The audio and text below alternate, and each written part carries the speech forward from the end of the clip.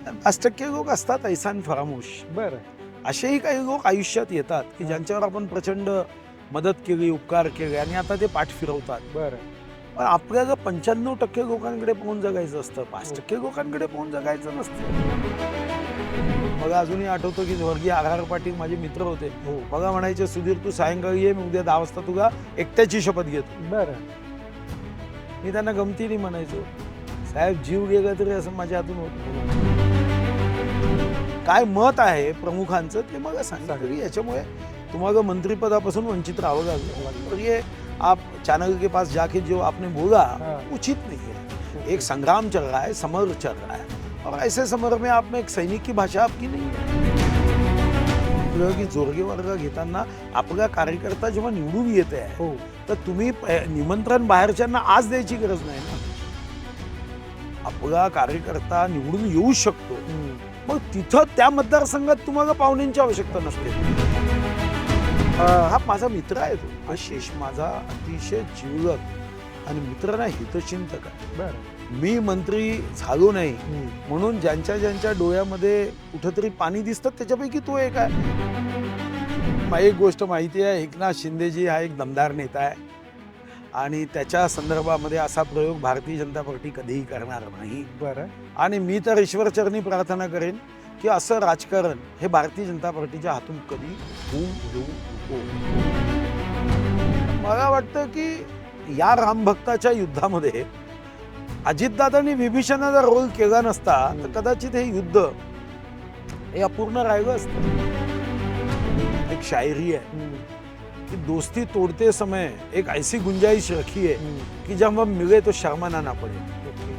काय झालं, उद्धवजींनी 2019 24 ऑक्टोबरचा तो दिवस निकाल घेत होते, काय त्यांच्या मनात कोण भरलं, कोण मंथरा होती हे माहिती. देवेंद्र फडणवीसांनी तुमची भेट झाली? झालं, दोनदा बरं. या विषयावर काय बोलणं झालं? बोलणंही झालं. बोलणंही झालं. हा, काही सांगण्यासारखं आम्हाला? आता सांगता येणं योग्य नाही, पुन्हा एकदा तीच चूक होईल. नमस्ते, मी योगेश कुटे. लेट्सअप चर्चा या कार्यक्रमामध्ये तुमचं सर्वांचं पुन्हा एकदा स्वागत. आज माझ्यासोबत आहेत भाजपचे ज्येष्ठ नेते, माजी मंत्री आणि ज्यांना राजकीय विषयामध्ये कल्पना इतक्या सुचतात, मंत्री असताना कल्पना इतक्या सुचतात की त्यांची स्पर्धाही मला वाटते स्वर्गीय आर पाटलांशीच होऊ शकते. म्हणजे इतका कल्पक नेता गेल्या काही वर्षांमधला जर असेल, टॉपला जर कोणी असेल तर ते नाव आहे सुधीर भाऊ मुनगंटीवार. तर सुधीर भाऊ, तुमचं लेट्सअपवर खूप खूप स्वागत. तुम्ही आत्ताच युवा संसदेला पुण्यामध्ये संबोधित केलेलं आहे, तर तुमचा काय युवकांना तुम्ही संदेश दिला? नाही, युवकांना संदेश एकच आहे कि देश को बदलना है. बरं. तो देश को बदलने वालों को ढूंढो मत. बरं. देश को आगे बढ़ाना है, ओके. तो आगे बढ़ाने वालों को ढूंढो मत. बरं. अपने आप को आईने में देख लो, देश बदलने वाला और देश को आगे बढ़ाने वाला दिख जाएगा. दिख जाएगा. याचा अर्थच असा आहे की कोणीतरी येऊन हा देश बदलवेल या भावनेने किती वर्ष वाट पाहिजे. बरं.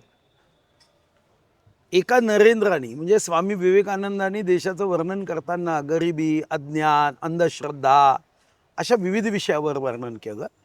आणि आज देशगौरव, विश्वगौरव, देशाचे प्रधानसेवक नरेंद्र मोदीजी त्याच विषयाला हात घालत प्रश्न सोडवण्याचा प्रयत्न करताय, संकल्प घेत आहे आणि मोठ्या प्रमाणावर त्यामध्ये यशही येत आहे. पण एक अकेला थक जाएगा, साथी हात बढ़ाएगा. ओके. शेवटी एकटे पंतप्रधान देश कसा बदलतील? बरोबर. नागरिक शास्त्र हा तुमच्या माझ्या सर्वांसाठी आहे, नागरिकांसाठी आहे. जर मीच कृती केली नाही, ते तर म्हणतील स्वच्छ भारत. मग स्वच्छ भारत तर तेव्हाही होईल किंवा मी मनात भावना आणेल की मी कचरा टाकणार नाही. ओके. स्मार्ट सिटी ते तेव्हा होईल की फक्त स्मार्टफोन हातात ठेवून स्मार्ट सिटी होणार नाही, आम्ही किती स्मार्ट होऊ. आणि म्हणून मला वाटतं की या युवा संसदेच्या माध्यमातून एक चांगला प्रयत्न श्री सुधाकरराव जाधवर व त्यांचे चिरंजीव शार्दूल जाधवर यांनी सुरू केला. आता खरं तर अनेक शिक्षण संस्था चालवणारे भरपूर लोक संस्था चालक असतात, हो. पण आपणही काही समाजाचं देणं लागतो ना, हा भाव. आणि हा भाव मी या कार्यक्रमात बघितला. ओके. पण आता जे युवक आहेत किंवा जे आत्ता ज्यांना राजकारण यायची इच्छा आहे, त्यांना असं वाटतं सगळं फक्त घराणेशाहीचं राजकारण आहे. तर तुम्हाला असं वाटतं घराणेशाहीचं राजकारण आहे, ज्यांचा राजकारणात काही कळत नाही, ज्यांच्या घरामध्ये कोणी मोठा नेता नाही, त्यांना राजकारणात येणं आता सोपं आहे का? नाही, असं आहे की चंद्रपूरहून मुंबई जायचं असेल तर मग जास्त तास लागतात. बरं. पण ठाण्यावरून मुंबई जायचं असेल तर कमी वेळ तास लागतात. बरं. तसं आहे. एखादा ज्याचा राजकारणाशी दूर दूरपर्यंत ज्यांच्या परिवाराचा संबंध नाही, बरं. त्याला राजकारणात यशस्वी होण्यासाठी जास्त कष्ट करावे लागतात. बरं. आणि ज्याचे वडील आमदार आहे, मंत्री आहे, मुख्यमंत्री आहे, कुटुंबात कोणीतरी प्रभावशाली नेतृत्व आहे, त्याला कमी वेळ लागतो. पण मला व्यक्तिगत रीतीने वाटतं की शेवटी ठाणेवाल्यांना मुंबई पोचायचं आहे तर चंद्रपूरवाल्यांनी ट्रेनमध्ये बसायचंच नाही ओके.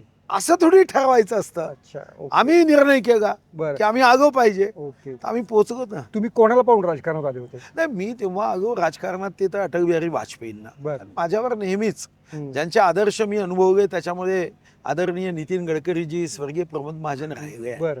कारण मी एक गोष्ट नक्की सांगू शकतो की हे नेते स्वर्गीय प्रमोद महाजन असतील, नितीन गडकरी असतील किंवा स्वर्गीय गोपीनाथ मुंडे असतील, अटलजींशी तर संवाद संपर्क नव्हता. फक्त वयाच्या 5व्या वर्षी माझ्या घरी अटलजी आले होते. माझे वडील संघ स्वयंसेवक, आणि तेव्हा अटलजीच्या मांडीवर बसलो एवढा माझा अटलजीचा संबंध.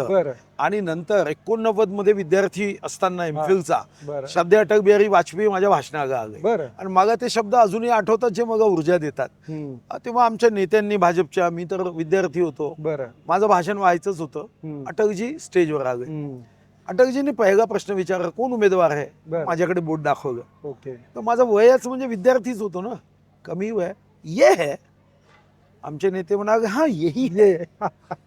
अच्छा, ओके, बहुत अच्छी बात है, हो गया आपका भाषण? मी म्हणतो नाही हुआ.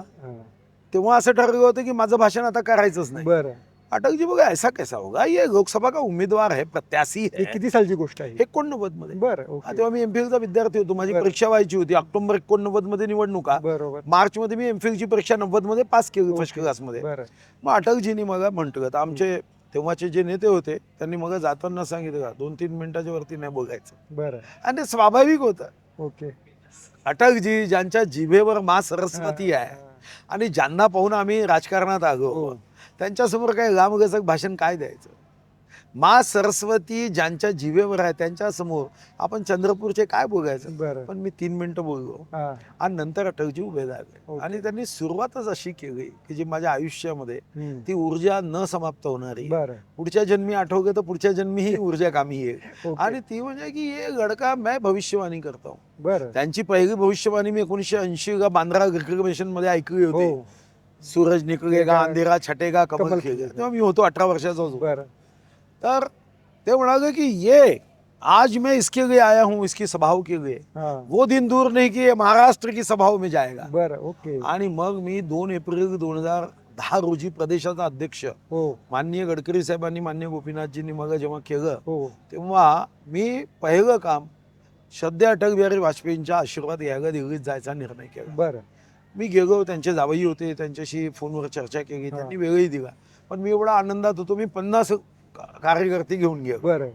पण जेव्हा गेलो तेव्हा जावई मग असं म्हणाले की आप अकेले ही मिलो, आपको लगेगा तो बाकी लोगों से मैं मुलाकात कर दूंगा, पण पहिले अकेले.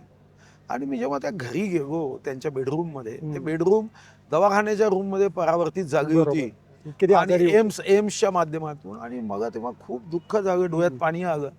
त्यांचा स्वरकंठच काढला होता आणि जावई सांगत होते की ये सुधीर मुनगंटीवार आपका आशीर्वाद लेने आया है, आपने इनकी 89 की सभा में 21 वर्षापूर्वी भविष्यवाणी केली होती की आप ये राज्य का नेतृत्व करेगा, तो आशीर्वाद. आणि ते असे पाहून आ करत होते. खूप दुःख झालं. मी मनात विचार केला की माझ्या डोक्यामध्ये त्यांची जी प्रतिमा आहे ती प्रतिमा एकदम आज बदलत आहे. तर मी बाहेर गेल्यावर माझ्या कार्यकर्त्या मित्रांना म्हणतो की तुम्ही भेटू नका, कारण त्यांच्या डोक्यामध्ये ते अटलजीचा एक वेगळा चेहरा, वेगळं सगळं आवेश, असा आवेश. अब हिंदू मार नहीं खाएगा, तो अटलजींचा एक एक शब्द म्हणजे तुम्हाला माहित आहे की डायलॉग. खरी गोष्ट. आम्ही जेव्हा नागपूरला नारे द्यायचो, देश प्रधानमंत्री कैसा हो, अटल बिहारी जैसा, तेव्हा ते मजा की ना, जैसा क्यों भाई मैं क्यों नाही. खरी गोष्ट. असे ते जे काय त्यांच्या त्या गोष्टी, ती प्रतिमा, ती आपल्या मेंदूमध्ये जी फिट होती, म्हणजे बदल भेटू नका. पण अटलजींचा प्रभाव होता. आणि मग गडकरी साहेब, प्रमोद महाजन साहेब आणि यांचा प्रभाव. मंत्री असणं आणि नसणं याच्यामध्ये काय फरक पडतो? काहीच फरक नाही, हा मानसिकतेचा फरक आहे. मंत्री असेल तर कॅबिनेटमध्ये विषय मांडायचे, आणि मंत्री नसेल तर विधानसभेत आयुधांचा उपयोग करून मांडायचे. ओके. मी आजही बैठका घेतो. फक्त एवढंच आहे, बैठकीत आदेश देत नाही, बरं. आता सजेशन देतो. ओके. निर्देश देत नाही, आवाहन करतो. बरं. आपलं एखादं मंत्रीपद गेलं किंवा मोठं पद गेलं, याचा दोष नेतृत्वाला की आपल्या नशिबाला? नहीं, नशीबागा नहीं, नेतृत्वागा ही नहीं, बरं. क्योंकि आने वाला कल जाने वाला है, जाने वाला कल आने वाला है. ओके. आज जो आपका नहीं है हां. वो कल आ सकता है. तर म्हणून ओके. दोष देऊन काय, आणि आपण ज्या जनतेने आपल्याला सातदा निवडून आणलं हां. त्याचा आनंद मानायचा, की आपल्याला नेत्यांनी आदेश दिला की मंत्री राहू नका याचं दुःख मानायचं. तर दुःख मानून जीवन जगायचं नसतं, बरं. आनंद मानून पुढे जायचं असतं. जे ओके. आपल्यापाशी नाही याची चिंता करायची नसते, बरं. जे आपल्यापाशी आहे त्याचं चिंतन करत त्याचा जास्तीत जास्त महत्तम उपयोग कसा करता येईल, ओके. मी काय देऊ शकतो समाजाला याचा बरं. विचार करायचा असतो. हे तुम्ही फार फिलॉसॉफिकल बोलताय, पण खरंच वास्तवामध्ये तसं होतं का?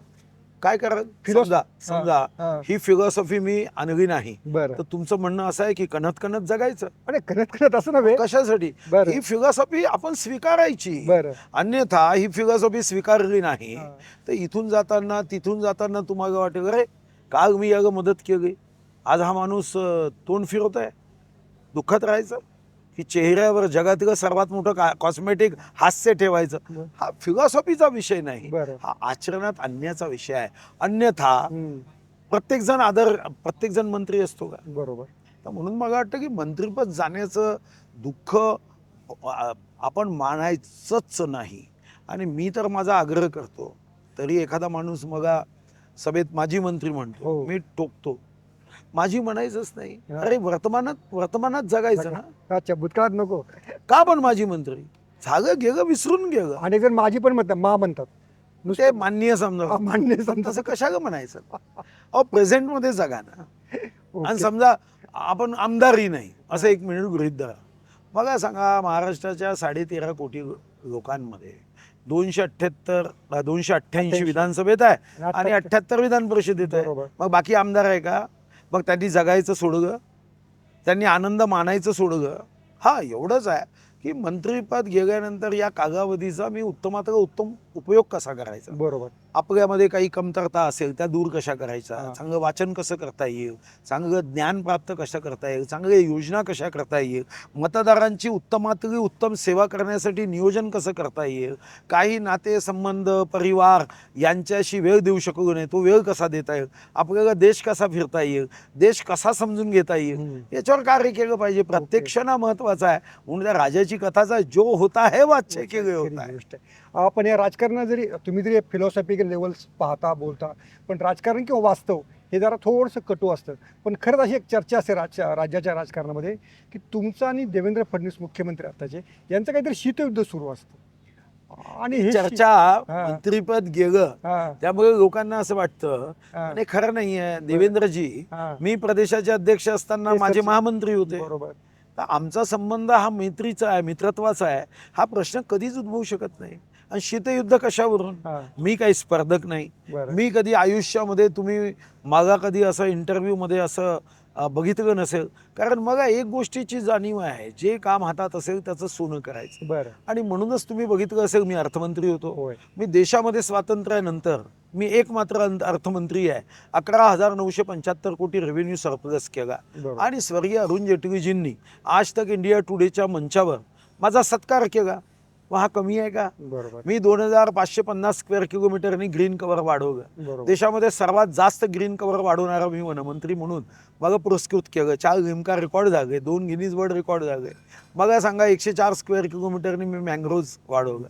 मँग्रोव्ज फाउंडेशन आदरणीय मॅडम निर्मला सीतारामननी केंद्रीय बजेटमध्ये मांडलं.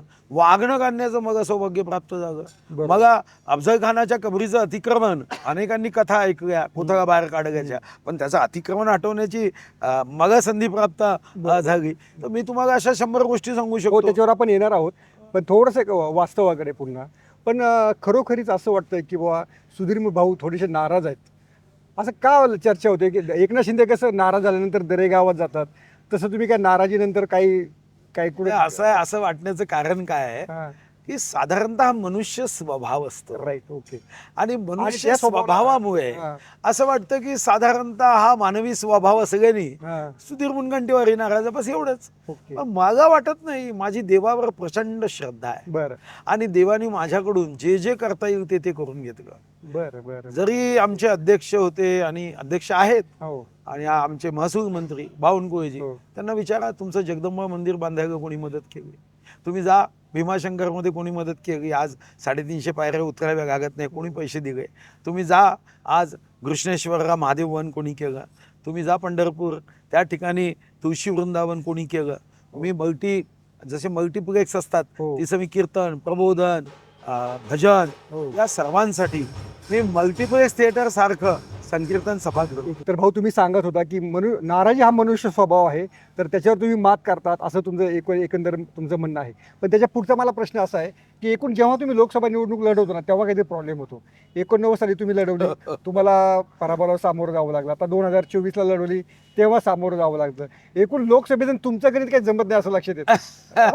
आता हे तर सत्य आहे. अं, मी 89 मध्ये विद्यार्थी दशेत निवडणूक लढवली. हो 90 मध्ये माझा विवाह झाला. 91 मध्ये पुन्हा लोकसभा लढवली बरं आणि 2024 मध्ये निवडणूक लढवली. बरं.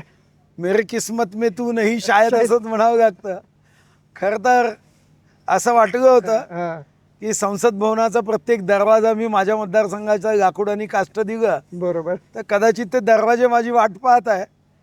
पण माहित नाही काही जाणं झालं नाही. अच्छा. हवा अशी तयार झाली बरं.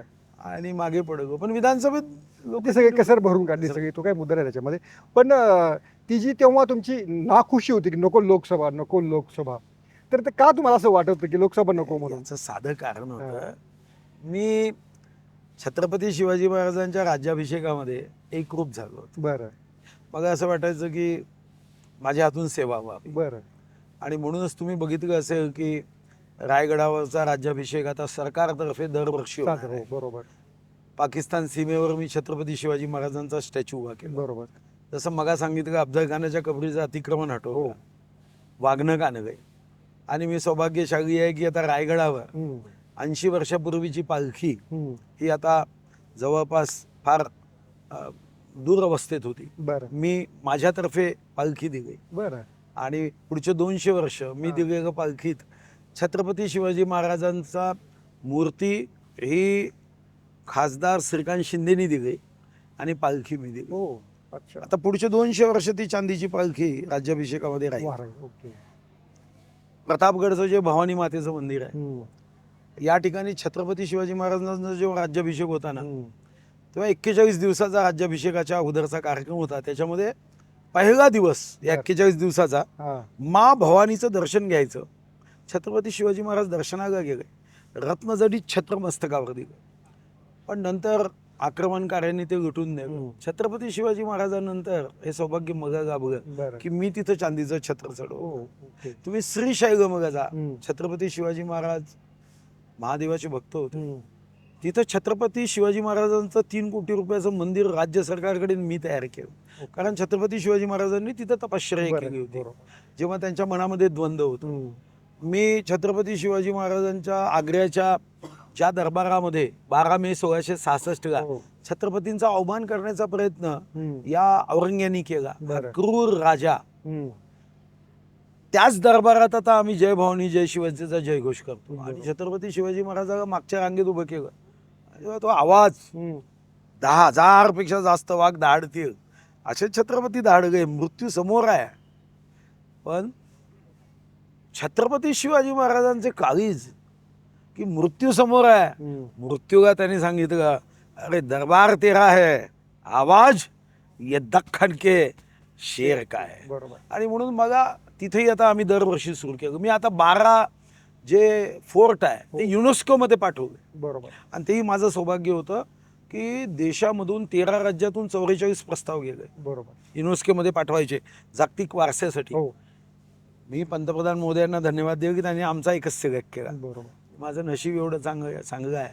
युनेस्कोचं ऑफिस पॅरिसमध्ये आहे हम्म, आणि यावेळी रोटेशनमध्ये तिथेही एक भारतीय आहे अरे वा. बरं. आणि त्याला छत्रपती शिवाजी महाराज समजायला काही वेळ वेळ लागला नाही. right. आणि म्हणून मला विश्वास आहे. आत्ता आमच्या 12 गडकिल्ल्यांचं झालं, मग आता मी कायदाही करून घेतो का हम्म. की या 12 गड किल्ल्यांवर कोणी दारू पिऊ नये, बरोबर. व्यभिचार करू नये, कारण या किल्ल्याच्या मातीचा एक एक कण बरोबर. माझ्यासाठी एक एक टन सोन्यापेक्षा महाग आहे, पवित्र आहे. हम्म. आणि म्हणून या गडकिल्ल्यांच्या बद्दल पवित्रता, आणि म्हणून मला काय वाटायचं हे जरा थोडं कंटिन्यू राहावं. कंटिन्यू राहिलं तर माझ्या मनात अजून 25 योजना होत्या. बरं. मला नेहमी वाटतं की जायचं तर आपल्याला आहे, पण अशा काही आठवणी करून जायच्या. बरं. बाकी तर पायाभूत सुविधा मी माझ्या जिल्ह्यातही केल्या, राज्यातही केल्या, बरं. पण या पायाभूत सुविधा या निश्चितपणे देशाच्या अर्थव्यवस्थेला गती देतात. ओके. पण मानसिक अवस्थेला गती देणाऱ्या सुद्धा हम्म. पायाभूत सुविधा म्हणजे हा इतिहास आहे. ओके. प्रत्येक राजकीय नेत्याच्या आयुष्यामध्ये चढ उतार येतात. तर असं म्हणूया, समजा मंत्रीपद नसता एक उतार असू शकतो, तर काही लोकांच्या गर्दीमध्ये, लोकांच्या पाहण्यामध्ये काही फरक पडलाय? एक 5% पडतो. बरं. 5% लोक जे ज्याला आपण म्हणतो की हा शब्द योग्य नाही आहे, हां. कारण ऐसान कारणावर भूल जाना, हां. तर 5% लोक असतात ऐसान फरामोश. बरं.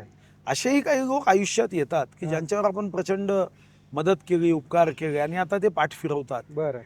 पण आपल्याला 95% लोकांकडे पाहून जगायचं असतं, 5% लोकांकडे पाहून जगायचं नसतं. ओके. आपण 95% लोकांकडे राहून आनंदी राहायचं, यांना पाहून काय झुरायचं आहे. ओके. अच्छा. शेवटी हाच कालावधी आहे. आजारपणा एवढं उत्तम आरोग्याचं कालावधी नाही, बरोबर. तसा माणसं ओळखण्याचा उत्तम कालावधी हा आहे. भाऊ, तुम्ही जर राजकारण असेल तर काय प्राध्यापक वगैरे व्हायचा काय विचार होता का? नाही, मी तर पहिले ते एमफिल फर्स्ट क्लास कोणत्या प्रश्नाचं उत्तर तुम्ही इतकं असं पण- फिलॉसॉफी अँगलला देता तो- की तो- पत्रकारांची गोची होऊन जाते ना पण आता त्यामुळे. कौटुंबिक संस्कार आहे, तर त्याच्यातून मला एक चांगली गोष्ट हां. देवाने दिली, मी 1 मिनिटात झोप घेतो. बरं. बरं, विनोद तावडे, पंकजा मुंडे, चंद्रशेखर बावनकुळे यांच्याही आयुष्यामध्ये थोडंसं असं साईडलाईन होणे आलं, तर त्यांच्याशी काही बोलणं झालं का? नाही, त्यांच्याशी नेहमीच बोलणं होते, बरं. कारण माझ्याशी हां. विनोद तावडेजी प्रेम आणि करतात. तुमचं तर म्हणजे विनोद तावडे तर तिकीटच कापलं गेलं. नाही, पुन्हा विनोद तावडेजी माझ्या मैत्रीचेही संबंध आहे. बरं. आणि शेवटी आम्ही सर्वजण, एक गोष्ट तुम्ही लक्षात घ्या, हां. आम्ही सर्वजण भारतीय जनता पार्टीचं ओरिजिनल कार्यकर्ते आहोत. बरं. आम्ही काही दुसऱ्या पक्षात होतो, मग भारतीय जनता पार्टीचा राष्ट्रभक्तीचा विचार आवडला म्हणून आम्ही इथं नाही आलो. हम्म.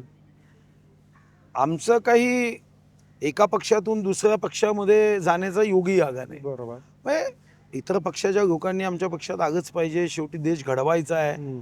तर एखाद्या पक्षात मी आहे आणि याचा मग काही अहंकार नाही आहे, हम्म. पण या पक्षात मी ओरिजिनल आहे, मुळात आहे.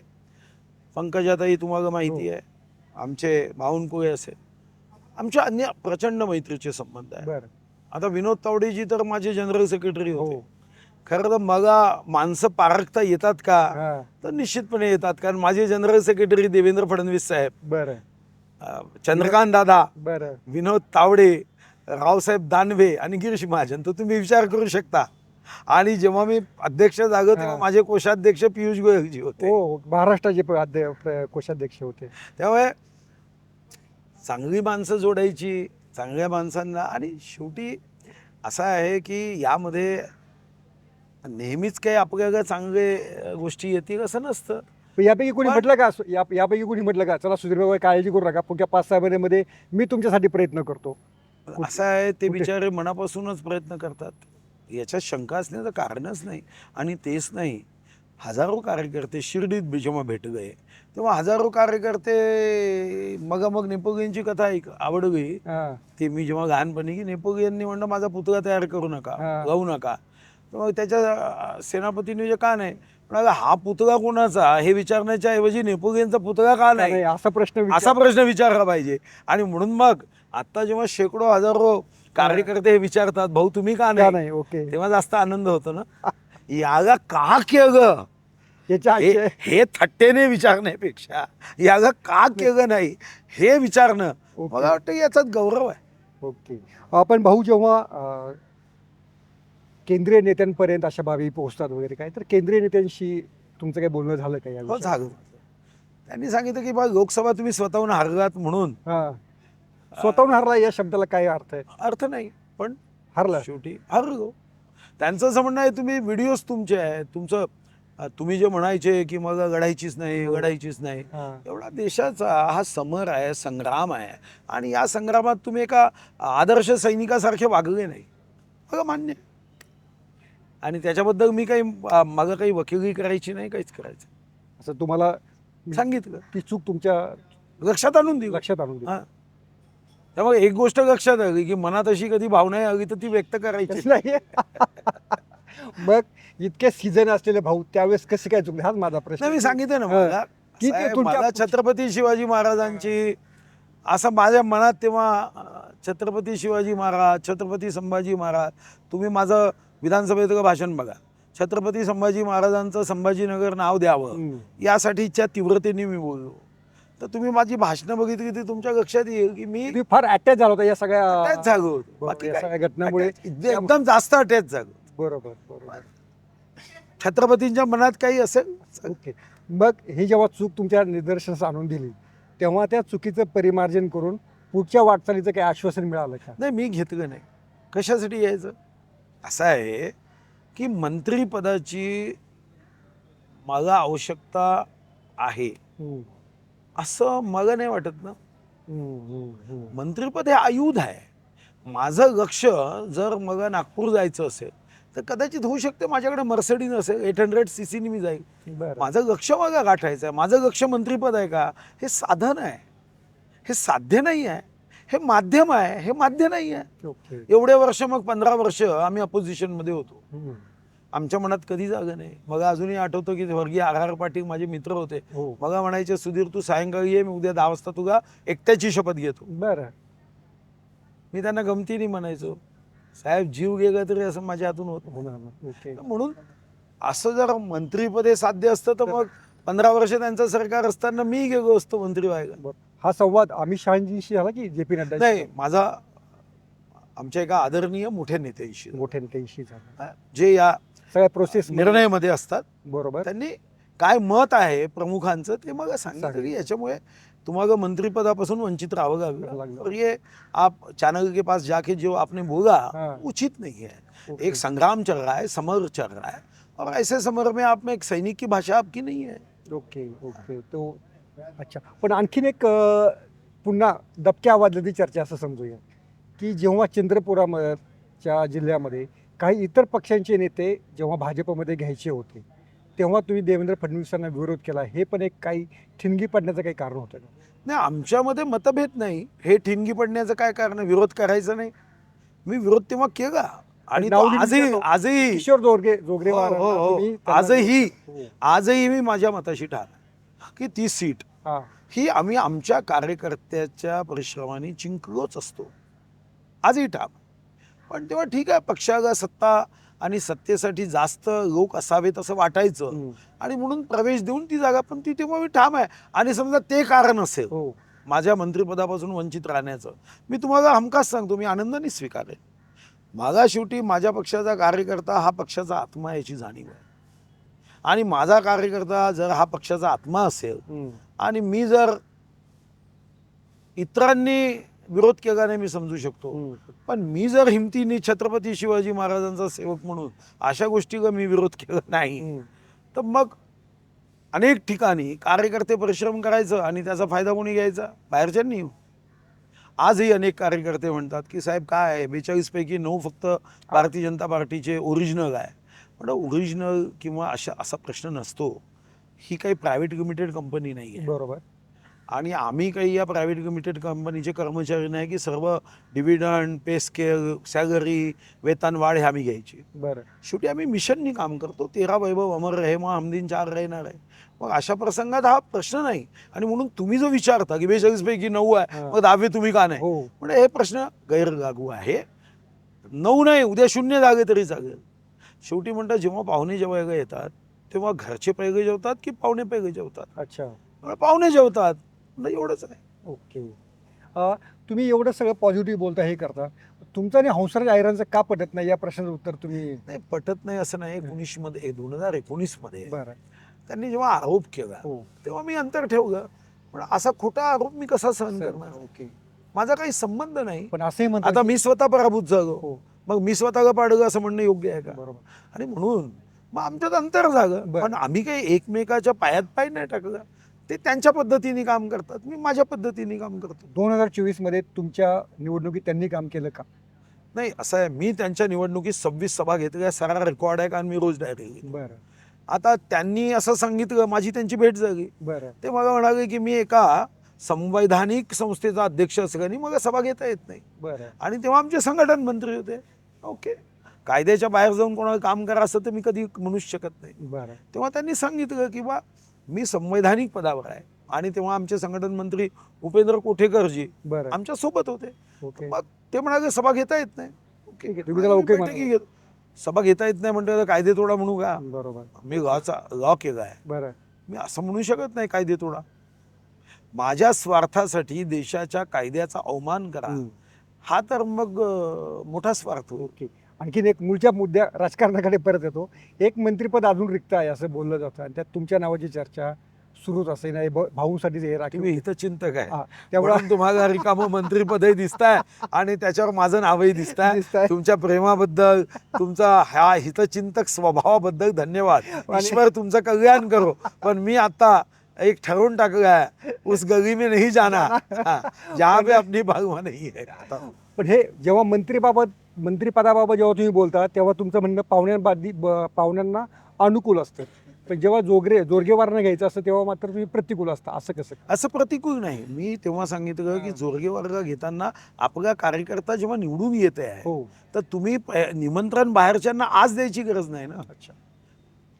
आपला कार्यकर्ता निवडून येऊ शकतो, हम्म. मग तिथं त्या मतदारसंघात तुम्हाला पाहुण्यांची आवश्यकता नसते. शेवटी पाहुणे तुम्हाला कुठं पाहिजे? जिथं तुम्ही 2+2 4 हम्म. आणि समोरचा उमेदवार बेजार हे करायचं असतं, तिथं आहे. आता मुख्यमंत्री बनवताना तुम्ही थोडी बाहेरचा बनवता. बरोबर बरोबर. उद्या मुख्यमंत्री करायचा तर तुम्ही पक्षातच करता. ओके. जर तुम्हाला असं विचारलं गेलं की बुवा आशिष शेलार यांच्याकडे तुमच्या आता सांस्कृतिक कार्य खात्याचा कारभार आलेला आहे, तर तुम्ही त्यांना काय सल्ला द्याल की मी काय? कधी सल्ला देत नाही. नाही, पण असं तुमच्या ज्या ऐका ना. योजना आहेत बुवा त्या मार्गी लागाव्यात किंवा त्यांनी काय? विचारलं तर मी सांग. असा मुफतचा सल्ला द्यायचा याच्यामध्ये अहंकार दिसतो. बरं आणि हा अहंकार नाही. आशिष एक अतिशय उत्तम कार्यकर्ता आहे, बुद्धिमान कार्यकर्ता आहे, एक स्वप्रकाशित कार्यकर्ता आहे. त्याला मी सांगण्याची आवश्यकता नाही. आणि मी तर चंद्रपूरचा आहे, माझ्यापेक्षा जास्त अनुभव हो. हा मुंबईकरांना जास्त असतो. बरं मी तर चंद्रपूरचा आहे. मग मला वाटतं की मी त्यांना काही सल्ला देण्याची दूरपर्यंत आवश्यकता नाही. अतिशय उत्तम कार्यकर्ता आहे, ज्याच्यामध्ये नेतृत्व गुण आहे, वक्तृत्व गुण आहे, कर्तृत्व आहे. अच्छा. आणि म्हणून मी सल्ला देणार नाही. हां, त्यांनी एखाद्या गोष्टीच्या संदर्भात मला जर विचारणा केली हो की याच्यावर काय तुमचं मत आहे, तर मी निश्चितपणे सांगेन. ओके पण असं मी सांगून हा मग अहंकारपणा. ओके. जेव्हा तुम्ही पुण्यात आपण बोलतो, पुण्यामध्ये बोलतो आपण मुलाखत घेत आहोत, जेव्हा एखाद्या नेत्याची एखादा माणूस किंवा दुसरा माणूस जेव्हा स्तुती करतो तेव्हा पुण्यामध्ये थोडंसं टोमणं म्हणून स्वीकारलं जातं की आशिष शेलार हे स्वयंप्रकाशित नेते आहेत असं म्हणणं. हा पुणेरी भाषेतला टोमणं आहे की नागपुरी भाषेतलं खरं खुरं कथन आहे? नाही, आता पुण्याची भाषा हां ही तर मला समजायचं काही कारण नाही, कारण पुण्यात माझा जन्मही जागा नाही, बरं शिक्षणही जागा नाही. आमची भाषा एक तर चंद्रपूरची असेल किंवा मुंबईची असेल. बरं. त्यामुळे पुणेरी भाषेवर याच्यावर कसोटी करायची नाही. हा. सोन्याला पारखायचं असेल तर त्या जो पारख्या गोटा सोन्याचा आहे बरं, तोच चला. तपासला पाहिजे. पुण्यावर काय फायदा? त्यामुळे तुमचं जे म्हणणं आहे ते तुमच्या हा माझा मित्र आहे, तो आशिष माझा अतिशय जीवलग आणि मित्र नाही, हितचिंतक आहे. बरं मी मंत्री झालो नाही हम्म. म्हणून ज्यांच्या डोळ्यामध्ये कुठंतरी पाणी दिसतं त्याच्यापैकी तो एक आहे. हम्म. मग मी त्याला टोमणं कशाला मारेन? ओके. माझा मित्र आहे तो, Yes, ओके. आणि माझ्या आयुष्यात त्याला सदिच्छा आहे तो खूप मोठा व्हावा. त्याच्या मोठेपणात मग आनंद वाटेल. बरोबर. भाऊ, आणखीन एक असं सदैव होतं की वन खाते पण तुम्ही फार हिमतीनं आणि असंच भरपूर हे करून सांभाळलं. तर वन खात्यातलं तुम्ही सांस्कृतिक कार्य खात्याबद्दल भरपूर बोलला, पण वन खात्याबद्दलचं काही गणेश नाईकांसाठी तुमचं काही सजेशन आहे? नाही, मला गणेश नाईक साहेबांनी एकदा फोन केला बरं. मंत्री झाल्यावर, बरं. तो त्यांच्या मनाचा मोठेपणाही आहे. बरं माझा सॅल्यूट आहे. बरं ते मला म्हणाले की सुधीर भाऊ एकदा तुमच्यासोबत मला 1-2 तास द्या बरं आणि वन खात्याच्या संदर्भामध्ये बरं मला तुमच्या अनुभवाची सहकार्याची आवश्यकता आहे. ओके. तर एकदा मी त्यांच्यासोबत बसेल, ते ज्या मुद्द्यांवर विचारतील. पण मला एक गोष्ट माहिती आहे की जीवनामध्ये वन जर काढलं हो तर जगणं कठीण होतं. बरोबर आणि हा आमचा एक महत्त्वाचा विभाग आहे. बरं अनेकांना या विभागाचं महत्त्व कदाचित लक्षात येत नसेल, इतकं जास्त महत्व आहे. हम्म.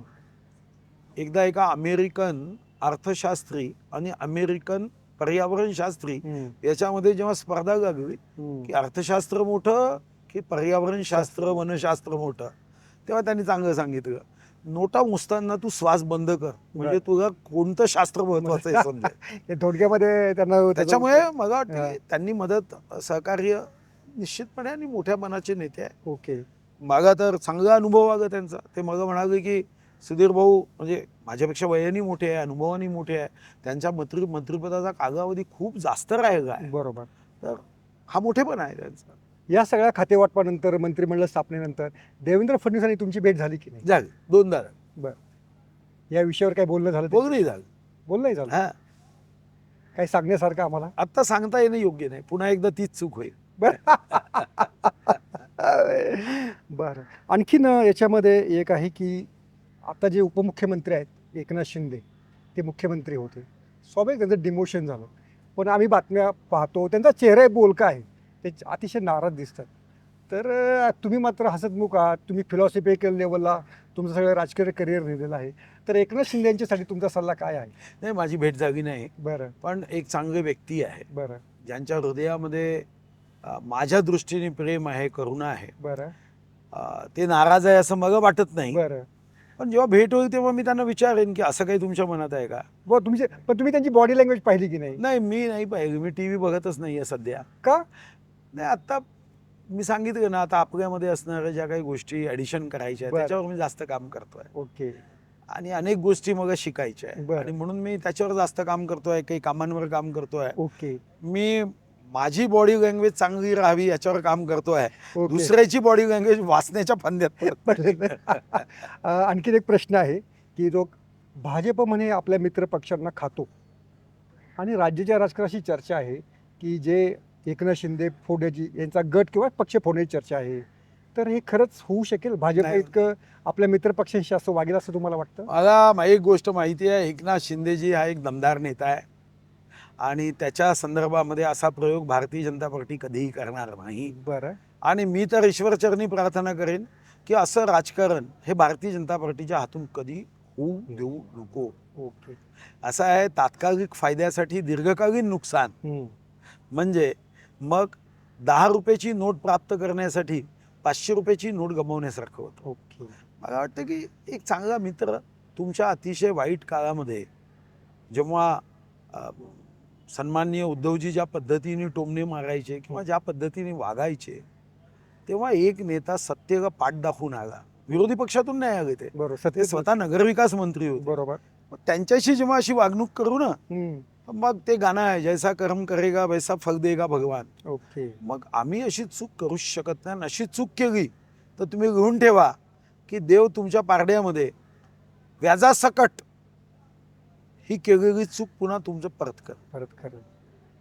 हे तुमचा जो स्पष्ट वक्तेपणा आहे, पण तोच स्पष्टपणा अजित पवार यांच्याबाबत जी भाजपची युती आहे, भाजपचं जे सध्या ते एकत्र सत्ता उपभोगणं आहे, त्याच्याबाबत तुमचं स्पष्ट मत खरं सांगा. नाही, मी सांगितलं ना की शेवटी तेव्हा आम्हाला आवश्यकता होती. असं आहे की 1+1+1 असं दिसलं तर बरोबर 3 होतात. बरं.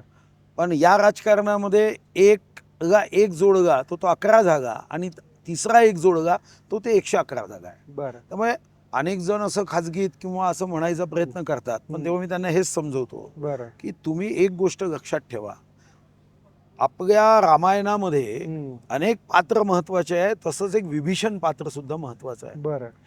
रावणी लंका ही जेव्हा संपवायची होती, तेव्हा जसं प्रभू राम, बंधू लक्ष्मण, हनुमानजी, नळ नील हे जेवढे महत्वाचे आहे, तेवढे रामायणाच्या विजयामध्ये विभीषणही महत्वाचा आहे.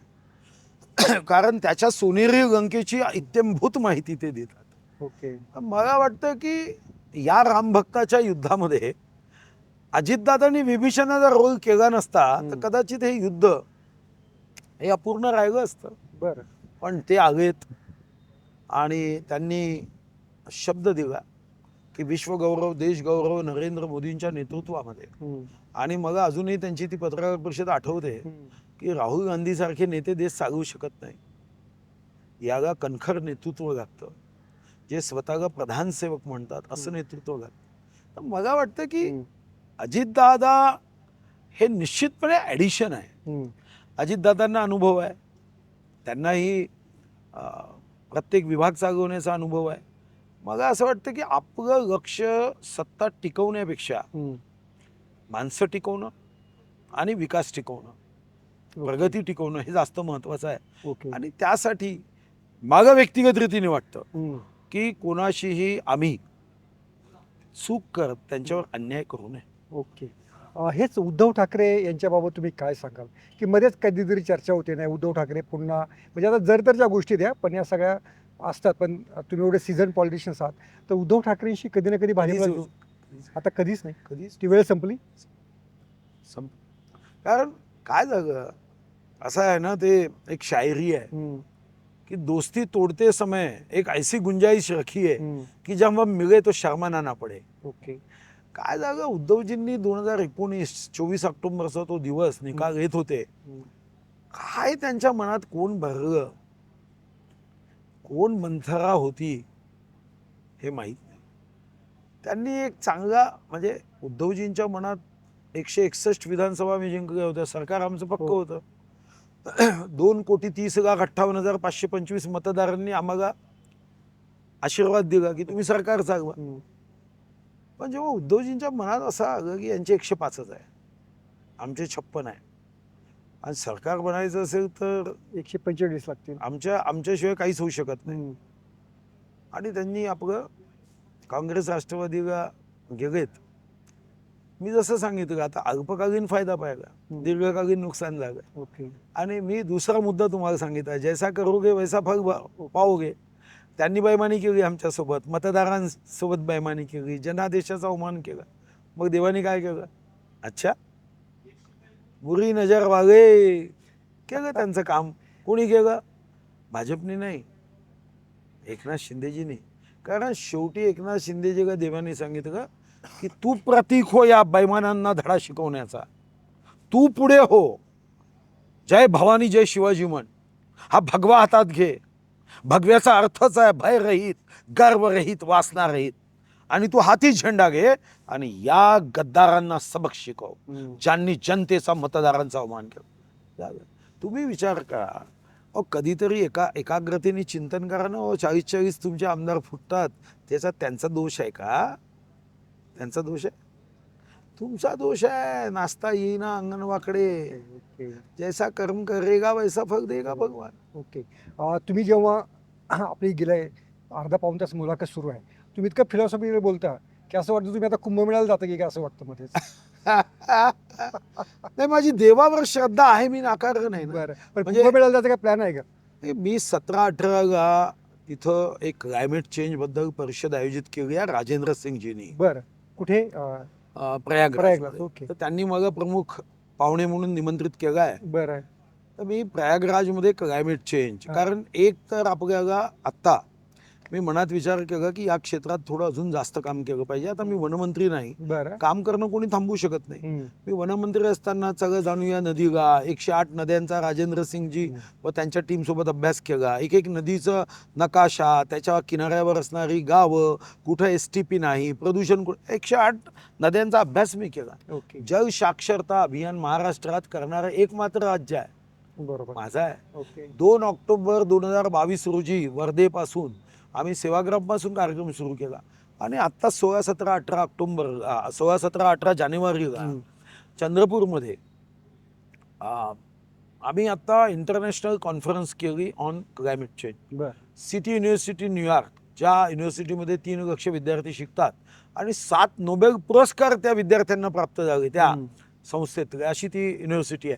त्यांच्याशी आम्ही टायअप केलं आणि भविष्यामध्ये चंद्रपूरच्या या 3 दिवसाच्या चिंतनानंतर आता हे प्रयागराज होईल, ओके. मग दिल्लीत करायचं आहे आणि जुलै महिन्यात आमचा जी सिटी युनिव्हर्सिटी ऑफ न्यूयॉर्क आहे त्याच्यासोबत करण्याचा आम्ही निर्णय केला आहे.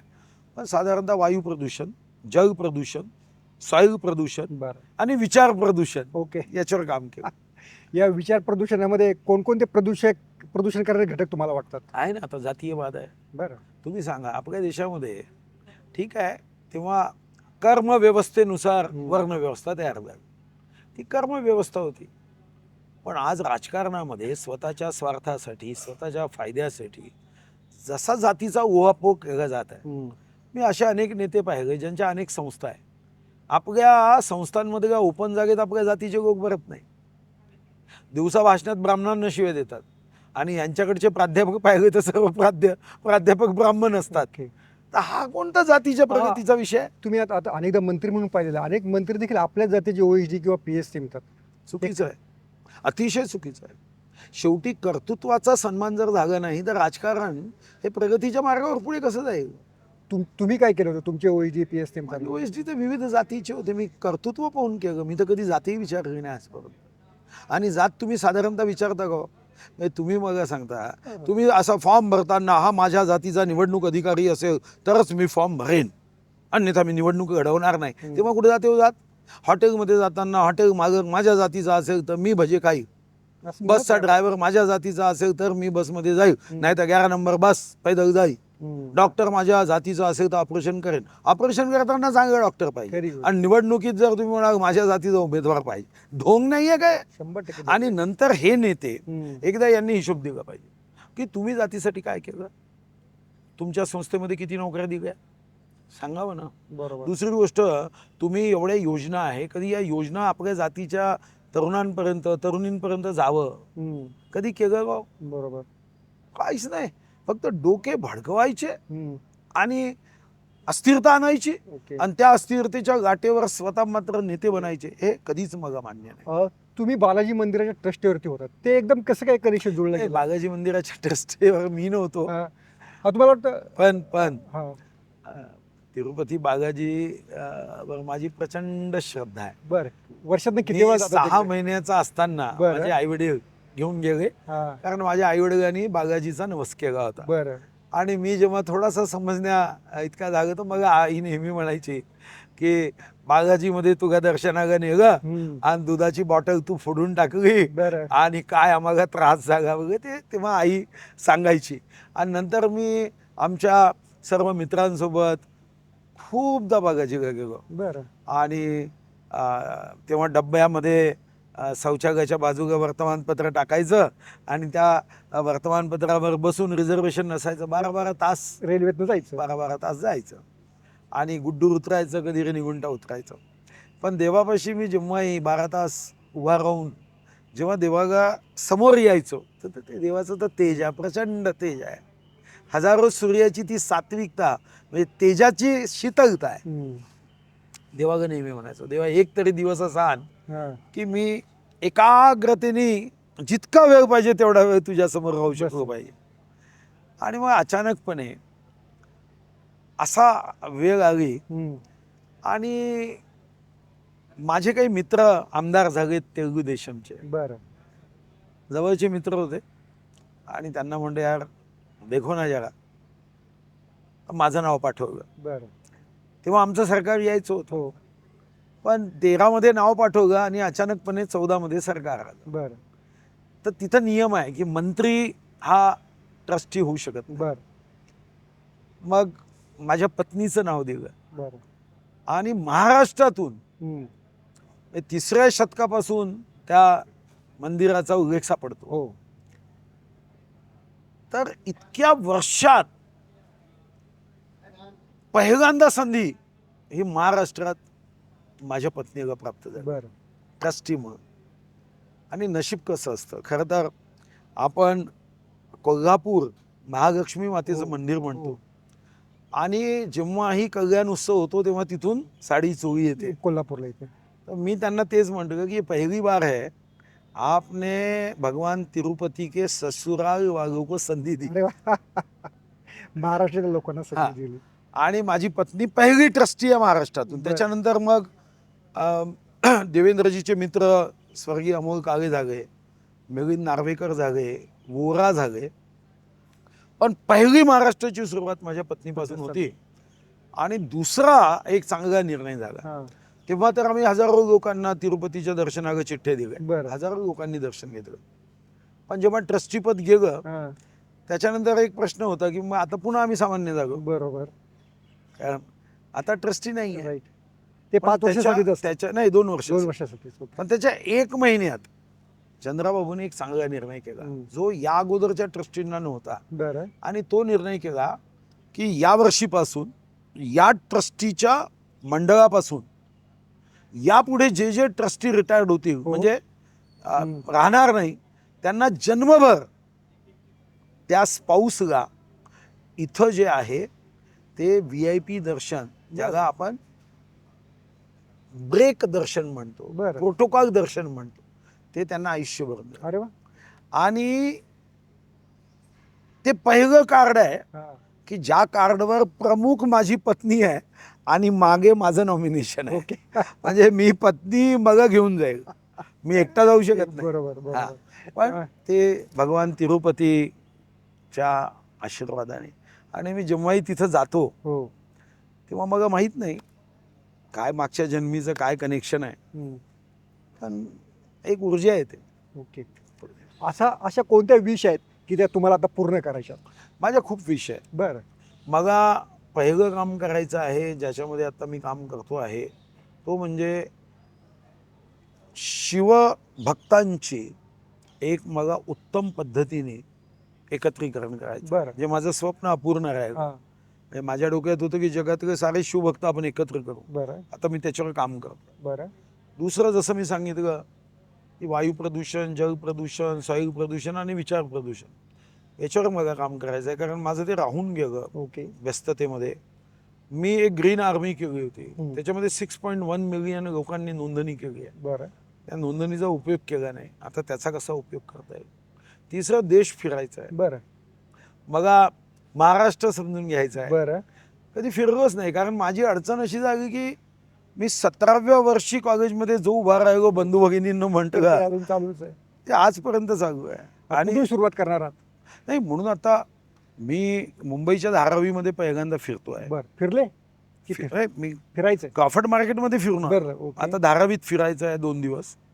समजून घ्यायचं, चेहरे वाचायचे, काय लोक कसे राहतात हे समजायचं आहे, त्यांच्या मनात काय भावना आहे ते समजायचं आहे. परिवार आहे, परिवारासोबत वेळ घालवायचा आहे. कारण आपण परिवाराच्या हक्काचा वेळ. तुमची मुलगी राजकारण येणार नाहीये का? नाही, हे मी आज काय सांगू शकेल? हे आज तर मी काहीच सांगू शकत नाही. तिची इच्छा आहे तशी काही? नाही, अशी कधी बोलली नाही. काय सांगता येईल? अच्छा. तुम्ही काही स्वतःहून सांगितलं नाही? नाही, मी सांगायचा विषयच नाही. मी सांगायचा विषय. पण मी आज काहीतरी उत्तर देऊन मी बंदही करणार नाही. हो, मी आता तेच म्हणतो. तुम्ही दार उघडं ठेवलेला आहे. प्रवास बंद नाही करायचा. दार उघडं ठेवलेलं आहे तुम्ही ते. मग त्यांच्यावर तर अन्याय होईल. म्हणजे एक तर मी वेळही दिला नाही आणि त्यांच्या इच्छाही मी माझ्यासाठी मी म्हणेल की नाही असं काय कर्तृत्व असेल जातील. मी मदत करणार नाही, पण त्यांच्या कर्तृत्वाने त्यांना पुढे जायचं असेल तर जातील. ओके. असं एखादं पिक्चर जो पाहायचा राहिलेला आहे की आता तुम्हाला तो आवर्जून यादी पिक्चरची, सिनेमांची ती आता तुम्हाला पूर्ण करायची? मी आता 200 पिक्चर माझ्या आयपॅडमध्ये टाकले आहे. बरं. त्या 200 पिक्चर मग बघत जायचं आहे. त्याच्यामध्ये एकदम नवीन आहे, जुने आहे, मध्यम आहे. बरं. कुणी सुचवलं तुम्हाला? नाही, मी स्वतः काढले. पूर्व पश्चिम पासून, अभिमान पासून हा जुन्या पद्धतीचा. मग ते मनोज कुमारचा तो प्रसंग आजही आवडतो, जिरो दिया मेरे भारतने, किंवा त्यांचा एका चित्रपटात ते गाणं प्रणाम करो इस धरती को मग आवडतं. नवीन चित्रपटामध्ये 3 इडियट मग आवडतो, मी 2-3दा बघितला. तर कधी आता 1975चा शोले बघायचा आहे, कधी मग 3 इडियट बघायचा आहे. काही मराठी चित्रपट आहे, मी एक पेन्शन नावाचा मराठी चित्रपट बघितला, इतका अप्रतिम आहे. तर असे काही 200 चित्रपट आता टाकले, आयपॅड मध्ये टाकून ठेवलेले. आयपॅडमध्ये टाकले. त्यासाठी मी 1 TBचा आयपॅड घेतला. पुस्तकं कोणती वाचायची काही तशी काही ऍड केलेली आहेत का? नाही, पुस्तकं तर खूप आहे. मी जेव्हा 2015 मध्ये एक GR काढला माझ्या विभागाचा की बुके नको बुक द्या किंवा रोपटं द्या. तर तुम्हाला आश्चर्य वाटेल, इतकं ते आमच्या विभागात आमच्या मित्रांमध्ये गेलं की साधारणतः आता माझ्याकडे 15,000 पुस्तकं तरी आहे. बरं. ती वाचायची 15,000 पुस्तकं वाचायची आहे. मग एशियाटिक लायब्ररी सांगितलं की तुम्हाला एशियाटिक लायब्ररी पैसे दिले मी त्यांना. ओके. पैसे यासाठीच दिले की नेहमी चित्रपटात एशियाटिक लायब्ररी पाहिजे. तर मी काही गोष्टी माझ्या मनात नेहमी असायच्या आणि ईश्वराची, तिरुपती बालाजीची, भगवान महादेवाची आशीर्वाद आहे. मी इच्छा केली की ती साधारणतः पूर्ण होते. मी त्या लायब्ररीत अवस्था पाहिली. ते म्हणाले की इथं डिजिटायझेशन केलं पाहिजे, इथं काही फर्निचर आहे. मी तेव्हा 15 कोटी रुपये त्यांना न मागता दिले. आणि माझी सवय होती, मी दिले आणि चांगली आता वाचनालय उभं व्हावं ही इच्छा व्यक्त केली. पण मला त्यांनी वर्तमानपत्राची जुनी जुनी कात्रणं दाखवली. असे काही न्यूजपेपर आहे 100-125 वर्षापूर्वीचा त्याचा पहिला अंक दाखवला.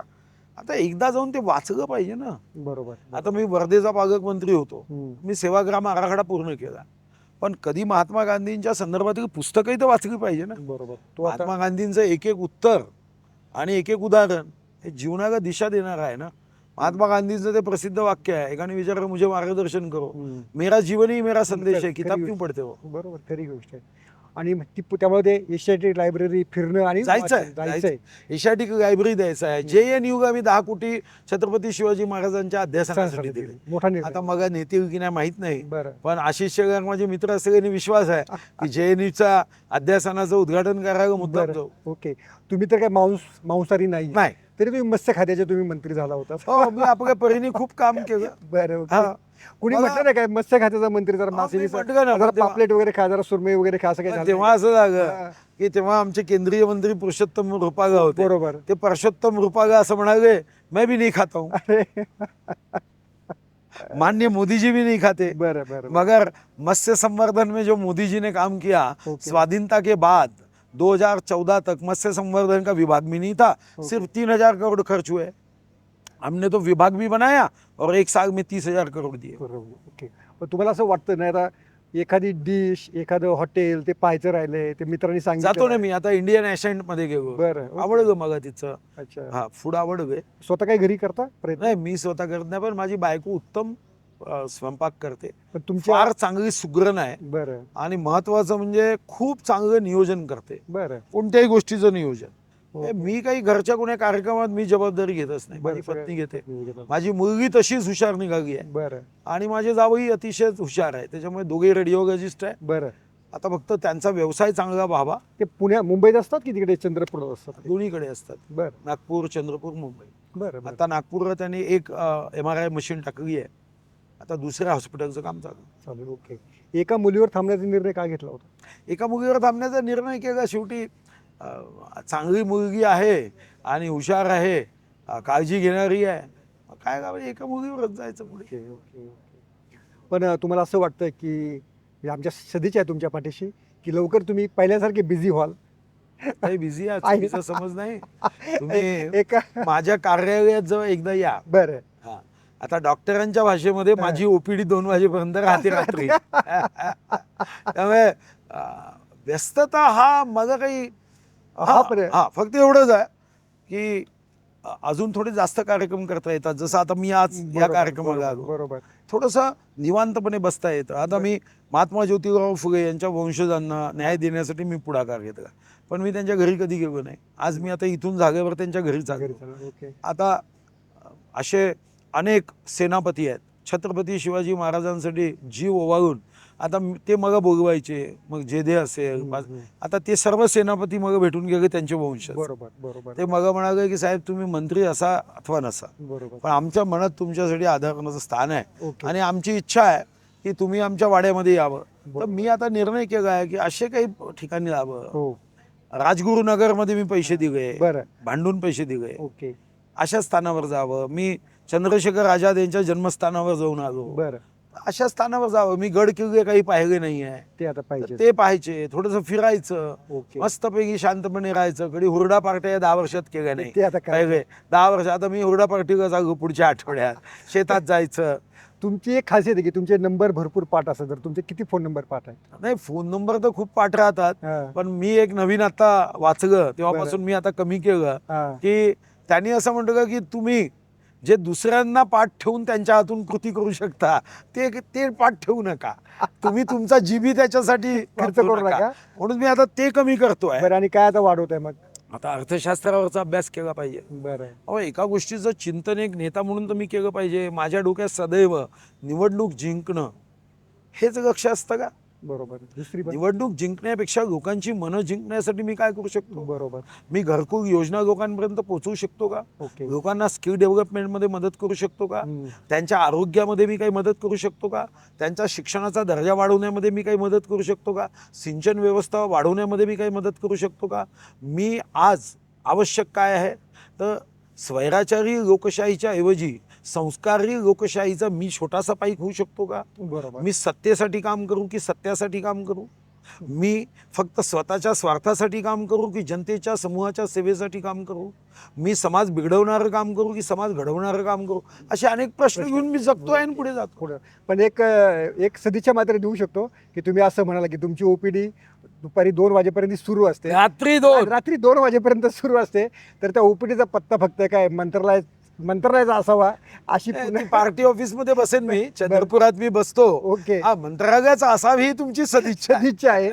तर सुधीर भाऊंनी अतिशय दिलखुलास उत्तरं दिली आणि खरोखरीच त्यांचा जो स्वभाव आहे तो एक वेगळ्या लेवलचा, एका प्राध्यापकी थाटाचा आणि थोडंसं ते फार वैचारिकदृष्ट्या प्रगल्भ असल्यामुळे त्या सगळ्या गोष्टीकडे मला वाटतं त्याच नजरेनं पाहत असावेत आणि त्याचाच आपल्याला प्रत्यय या मुलाखतीमध्ये आला.